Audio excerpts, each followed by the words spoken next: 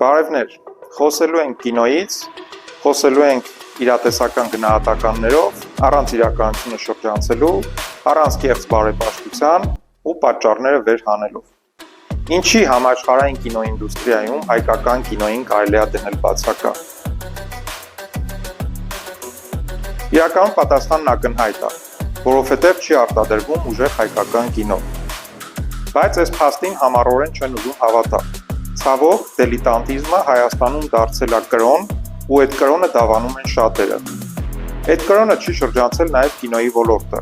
Կինոն դա մի ոլորտ է, որտեղ տաղանդը պարտադիր է։ Գլխավոր պատճառներից է նպատակադրման բացակայությունը, այսպես կոչված պաստանով կցելի։ Ու նպատակադրման բացակայությունը կա եւ պետական սեկտորում, եւ մասնավոր սեկտորում։ Պետական սեկտորից չենք խոսի, որովհետև մենք գիտենք, երբ որ խոսքը վերաբերվում է մեծ փողերին, դրան ոնց են վերաբերվում Հայաստանում, կխոսենք ավելի շատ մասնավոր սեկտորում նպատակադրման բացակայությունից։ Իսկ որ մասնավոր սեկտորում ուժեղ ֆիլմ արտադրելու նպատակը բացակայում է, դա ակնհայտ է եւ դրա վառ ապացույցն է ուժեղ հայկական ֆիլմերի եւ սերիալների բացակայությունը։ Եթե կասկածում եք, կարող եք ինքներդ ձեզ հարց տալ եւ անկեղծ պատասխանել, երբ եք վերջին անգամ նայել ցնցող հայկական ֆիլմ կամ սերիալ։